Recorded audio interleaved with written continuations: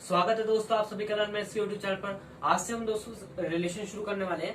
तो सबसे पहले हम कुछ बेसिक टर्म्स सीख लेते हैं जिससे हमें आगे कोई परेशानी ना हो। तो सबसे पहले हमें सीखना है ऑर्डर पेयर क्या होता है। ऑर्डर पेयर होता है कि मेरे पास कोई दो एलिमेंट है, हम उनको पेयर वाइज लिख देते हैं। जैसे कि आपने पढ़ा होगा कोई कार्टेशियन प्लेन बनाते हो आप, और आपको कोई एलिमेंट कोई भी एक पॉइंट प्लॉट करना होता था प्लेन पे, तो आप क्या करते थे 3,4 ऐसे करके प्लॉट करते थे, है ना। तो यहाँ पे 3 क्या रिप्रेजेंट करता था, 3 रिप्रेजेंट करता था कि यहाँ से एक्स एक्सिस तक का डिस्टेंस कितना है, और 4 रिप्रेजेंट करता था वाई एक्सिस तक का डिस्टेंस है। तो ऐसे ही ऑर्डर पेयर होता है जिसके अंदर एक पेयर जिसके अंदर दो एलिमेंट होते हैं, हम उसको ऑर्डर पेयर बोलते हैं। ये ना ही कोई सेट है ना ही कुछ है, ये सिर्फ एक सिंपल रिप्रेजेंटेशन है जो आपको अभी आगे काम आने वाली है। ठीक है, एक तो ये चीज हो गई, ऑर्डर पेयर की डेफिनेशन हो गई, और लिखते कैसे हैं ये पता लग गया होगा। ठीक है, इसको मैं लिख देते हैं, कैसे लिखते हैं, ए कोमा डी टाइप का लिख देते हैं। ठीक है, अब बात आती है इक्वालिटी पे। ठीक है, इक्वालिटी क्या होती है ऑर्डर सेट और ऑर्डर पेयर में। जैसे आपने पढ़ा होगा, मैंने बताया था कि दो सेट इक्वल कब होते हैं, जब उसके सारे एलिमेंट्स इक्वल होते हैं। ऐसा ही ऑर्डर पेयर में होता है। मान लो आपके पास दो ऑर्डर पेयर है, A comma B equal to C comma D है। ठीक है, तो ये दोनों इक्वल तभी होंगे, ये if and only if case है, जब आपके पास a इजिकल टू सी हो जाए और b इजिकल टू में d हो जाए। मतलब कि अगर पहला वाला एलिमेंट पहले वाले के इक्वल हो जाए और जो दूसरा वाला एलिमेंट है वो दूसरी साइड के दूसरे वाले के इक्वल हो जाए, तो वो ऑर्डर पेयर इक्वल हो जाते हैं। एक क्वेश्चन से समझा देता हूँ कैसे टाइप के क्वेश्चन आते हैं आपके पास। आपके पास आ सकते हैं कि x प्लस 4 और y minus x is equal to में 7 कोमा x हो। आपके पास मान लो ये क्वेश्चन है, और उसके बाद पूछा जाए फाइंड x कोमा वाई। ठीक है, आपके पास एक कंडीशन दे दी कि ये दो ऑर्डर पेयर है, इनको इक्वल करो और ये दोनों इक्वल है, x और y की वैल्यू निकालो। तो आप क्या करोगे, आपको एक कंडीशन पता है कि दो ऑर्डर पेयर तभी इक्वल होते हैं जब x प्लस 4 ये वाला एलिमेंट इसके इक्वल हो और ये वाला एलिमेंट उस साइड के दूसरे वाले इक्वल हो।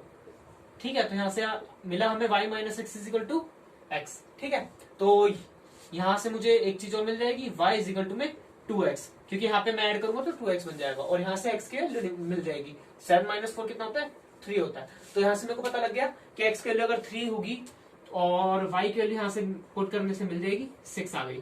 तो यहाँ से x और y की वैल्यू मिल गई। तो इसका मतलब क्या हुआ कि ये दोनों ऑर्डर पेयर तभी इक्वल होंगे जब x की वैल्यू 3 और y की वैल्यू 6 हो। तो ये हो गया ऑर्डर पेयर और इक्वालिटी ऑफ ऑर्डर पेयर की कैसे कैसे हम इस चीज को करते हैं। तो दोस्तों हम अगली नई टर्म पे आते हैं जो है कार्टेशियन प्रोडक्ट। ठीक है, कार्टेशियन प्रोडक्ट की डेफिनेशन क्या होती है, वो एक अलग चीज है। कार्टेशियन प्रोडक्ट कहता है कि मेरे पास दो सेट है ए कोमा बी, तो कार्टेशियन प्रोडक्ट कुछ ऐसा दिखता होगा। ठीक है, उसको हम लिखते हैं इस सिंबल से। ऐसा होता है, मेरे पास दो सेट के बीच में कार्टेशियन प्रोडक्ट ऐसे दिखता है। तो हमसे क्या क्वेश्चन आएगा, हमसे पूछा जाएगा ए क्रॉस बी, तो इसको हम बोलेंगे क्रॉस। ठीक है, CROSS। ठीक है, तो हम इसको नाम देंगे क्रॉस से। जो बीच में सिंबल है मल्टीप्लीकेशन का सिंबल नहीं है, एक सिंबल है सिंपल से ए क्रॉस बी के हिसाब से। ठीक है, तो वो कुछ ऐसा दिखता है। तो आखिर में हम क्या कर रहे हैं, हम कर रहे हैं, हमने अपना सेट पढ़ा, सेट का हमने कोई बेसिक सेट उठाया कि इस टाइप का एक सेट पढ़ेंगे। अब हम इस टाइप के सेट के बारे में स्टडी करेंगे। ठीक है, तो बहुत सारे सेट का ग्रुप है, उसमें से एक पीस उठाया, उसके बारे में हम स्टडी करते हैं। तो है क्या चीज, मेरे पास ए क्रॉस बी एक टाइप का सेट आएगा। वो कैसा सेट आएगा, जिसके अंदर ऑर्डर पेयर होंगे। ऑर्डर पेयर किस टाइप के होंगे कि जो ए एलिमेंट होगा वो तो सेट ए से बिलोंग कर रहा होगा, और जो बी एलिमेंट होगा वो सेट बी से बिलोंग कर रहा होगा। कंफ्यूजन ना हो इसलिए मैं बी क्रॉस ए भी लिख देता हूं आपको, जिससे आपको चीजें समझ आ जाए।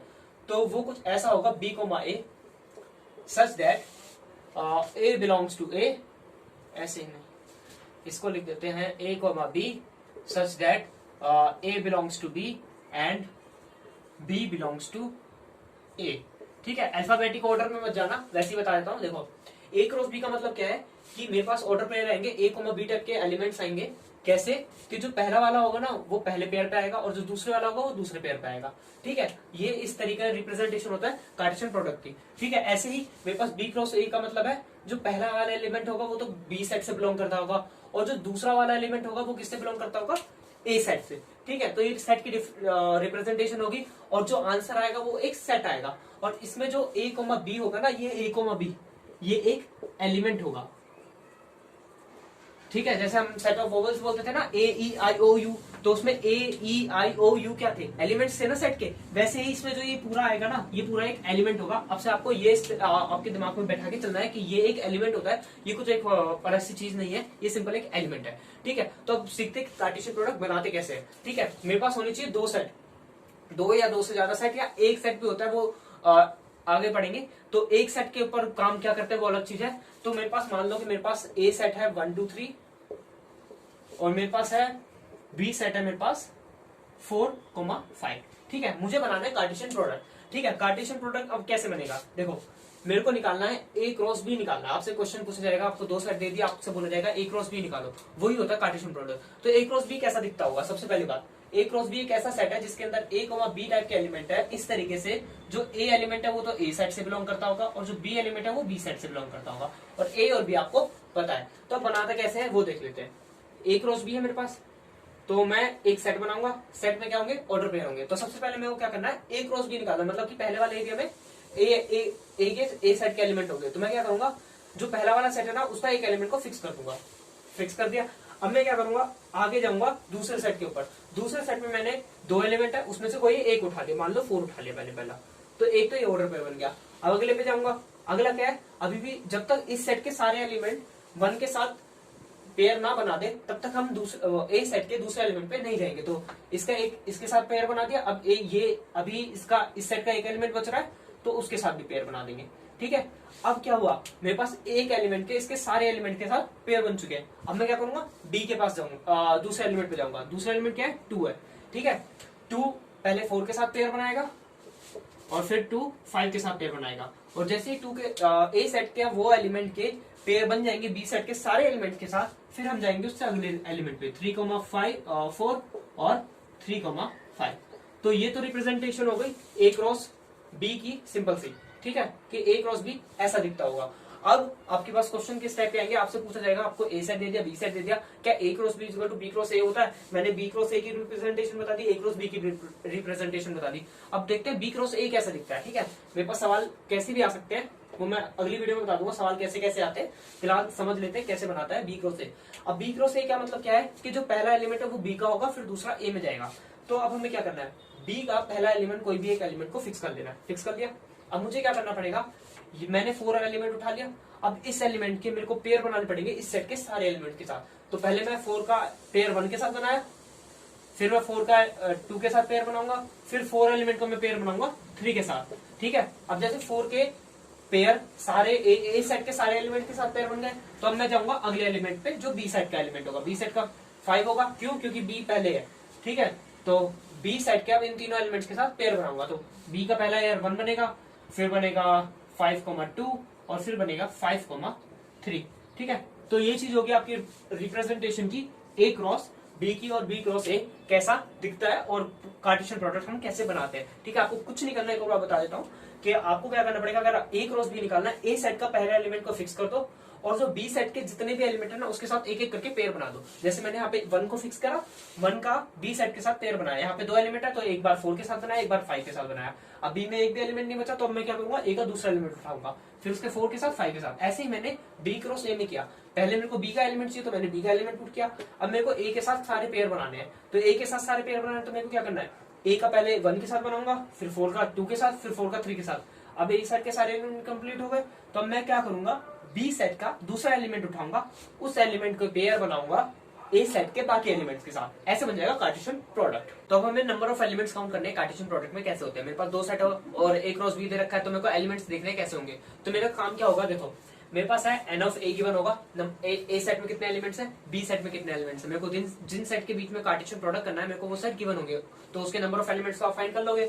उसके बाद क्या करना है, आपको ए क्रॉस बी का पूछा जाएगा कितने एलिमेंट्स है। अब हर बार पॉसिबल नहीं है कि आप हर चीज का कार्टेशियन प्रोडक्ट करने बैठो, कभी कभी इतने सारे एलिमेंट्स हो जाते हैं कि आप निकाल ही नहीं सकते, या बहुत सारे इनफाइनाइट हो जाए एलिमेंट्स, तब आपको दिक्कत आएगी। तो क्या होगा, n of A cross B का सिंपल फॉर्मूला है n of A into n of B, मतलब कि नंबर ऑफ एलिमेंट्स में सिंपल ये जो क्रॉस का नाम है इसको हम मल्टीप्लिकेशन के सिंबल के हिसाब से आप याद कर सकते हो कि मल्टीप्लिकेशन का काम करता है।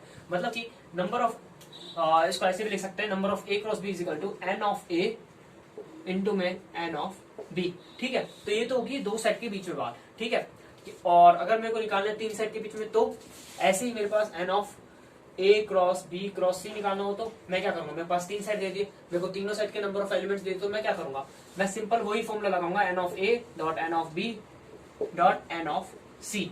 ऐसे ही मेरे पास अगर नंबर ऑफ एलिमेंट ऐसी बहुत सारे दे दिए मेरे को, जैसे कि n of A cross B cross ऐसे जाते हुए बहुत सारे हैं। ठीक है, तो आपको क्या करना पड़ेगा, उन सारे हर एलिमेंट्स के नंबर ऑफ एलिमेंट्स को मल्टीप्लाई करना है और आपके पास आ गया, काम हो गया। जैसे कि मैं क्वेश्चन बता देता हूँ, मेरे पास है एन ऑफ ए में दे दिया मेरे को 3 एलिमेंट्स, एन ऑफ बी में दे दिया आपको 5 एलिमेंट्स, तो n of A cross B कितना होगा? N of A cross B क्या होगा? N of A dot n of B.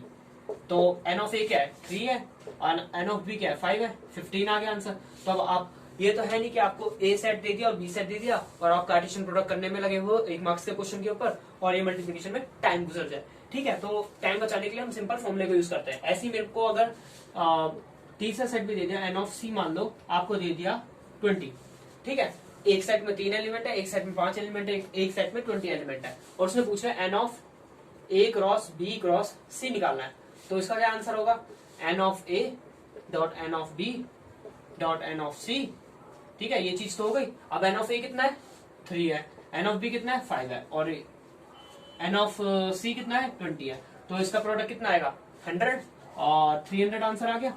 तो ऐसे आप नंबर ऑफ एलिमेंट्स निकाल सकते हो। अब आप, अगर आपको तीन सेट का क्रॉस प्रोडक्ट निकालना आता है तो आप तब भी 300 एलिमेंट्स तो बनाने से रहे, पूरा 2-3 पेज भर जाएंगे, इतना बहुत कॉम्प्लिकेशन आ जाएगी। और 1 मार्क्स का यही क्वेश्चन आएगा अगर आपसे नंबर ऑफ एलिमेंट्स के ऊपर काम करने के लिए दिया भी गया तो। अब एक मार्क्स के ऊपर इतनी टाइम वेस्ट तो करोगे नहीं, तो इसलिए ये फॉर्मूला होता है जिसको आपको याद रखना पड़ेगा, कैसे कैसे हम आगे बढ़ सकते हैं हर चीज के लिए। ठीक है, आशा करता हूं आपको मेरी वीडियो पसंद आई होगी। लाइक करें, कमेंट करें और सब्सक्राइब कर दें। बेल आइकन को जरूर प्रेस करें। नीचे टेलीग्राम की लिंक होगी, उस चैनल को ज्वाइन कर लें जिससे आपको मेरी नोटिफिकेशन मिलती रहे और मैं पोल डालता रहता हूं क्वेश्चंस के रूप में, तो जिससे आपको प्रैक्टिस भी होती है।